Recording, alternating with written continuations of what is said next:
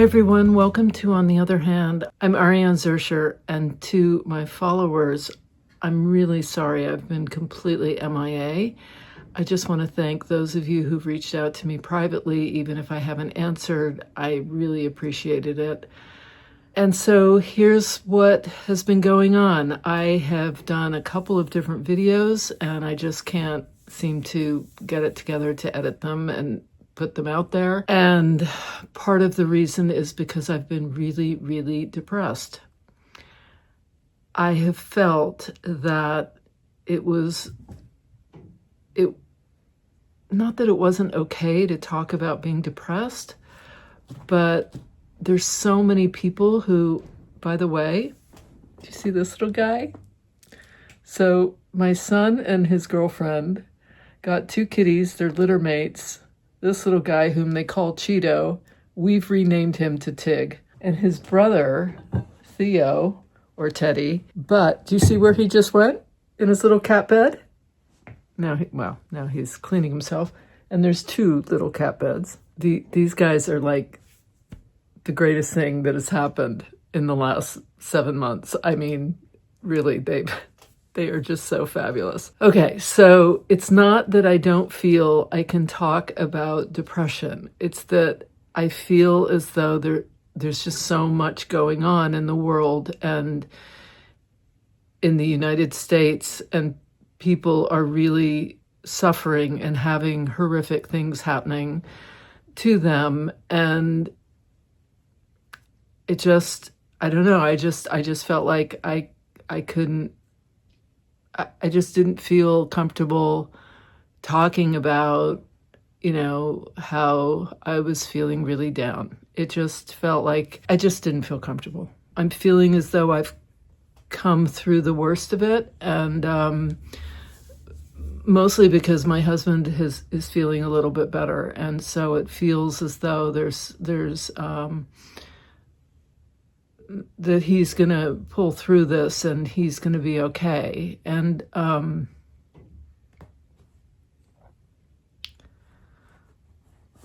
but there have been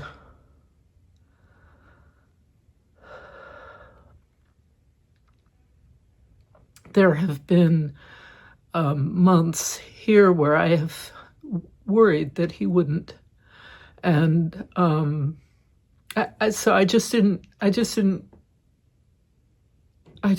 feel like I could sit in front of a camera and talk about it. Part of what happened was I was so down and I was so scared. I just, coming in here, felt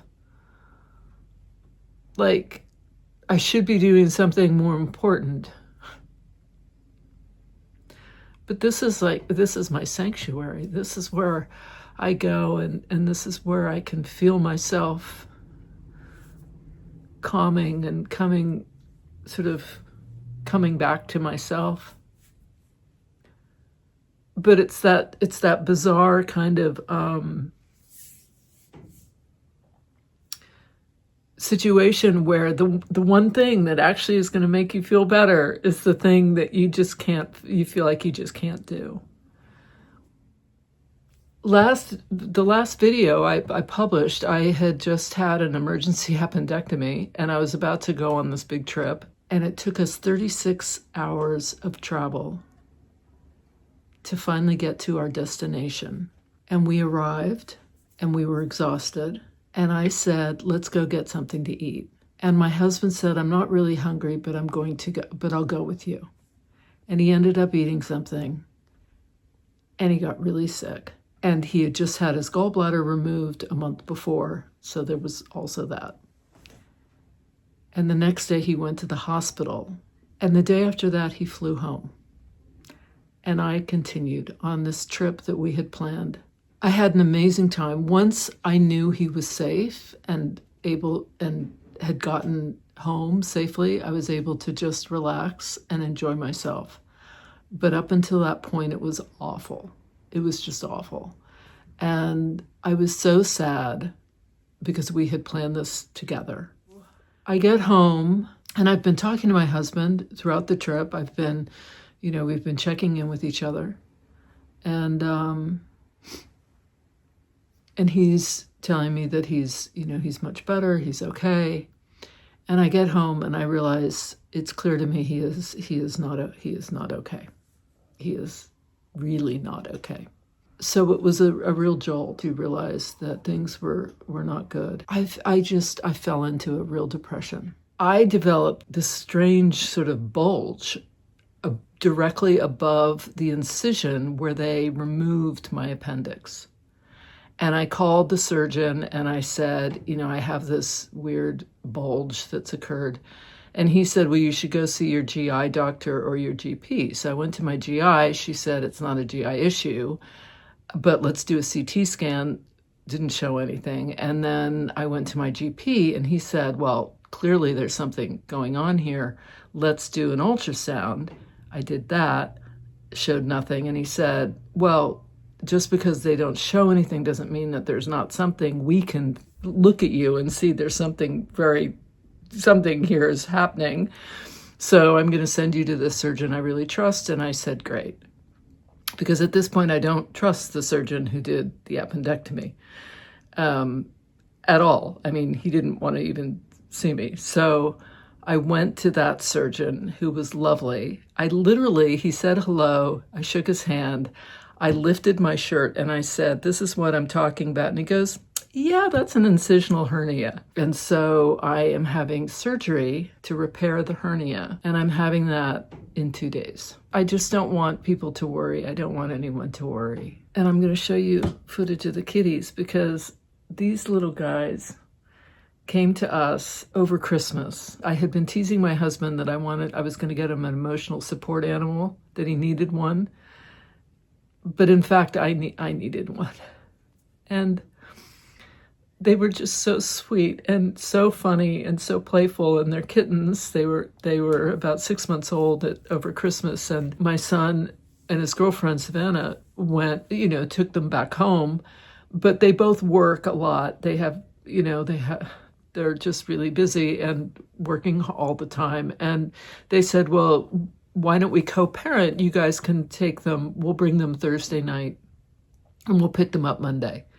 And that way you can have them. And every Monday I would just cry when they came to pick them up. So then they said, well, why don't you just keep them? Because they have to be neutered and we can't have them interacting with their Loki. If you remember Loki, he's adorable, but huge now. So I said, well, I would love that. So I had them neutered and they have chips in them. And Nick and Savannah came over with Loki to visit and Loki was just completely stressed out. Like these guys wanted to play with him. He wanted nothing to do with them. It was kind of horrible. And when they finally managed to get Loki back in his carrier and take him home, they called and they said, we just don't think Loki can have. It's not working. And I just was so happy because I so wanted these kittens. And, but they weren't mine. I mean, they're my sons and Savannah's and now they are. And I just love them so much. And they've been such a source of joy and laughter because they're so crazy and silly and funny. And I just have fallen completely in love with them. So that's been like this big bright spot in all of this. So I'm going to end on that note. That's a good, positive, happy note. And not that we have to be happy, but I just would like to end on an uplifting note. And this surgery that I'm having is going to be just fine. I'm sure it's a very, this guy is very like, oh yeah, I can fix you up in no time. So, I should be good to go. I hope, in about, a few weeks or so.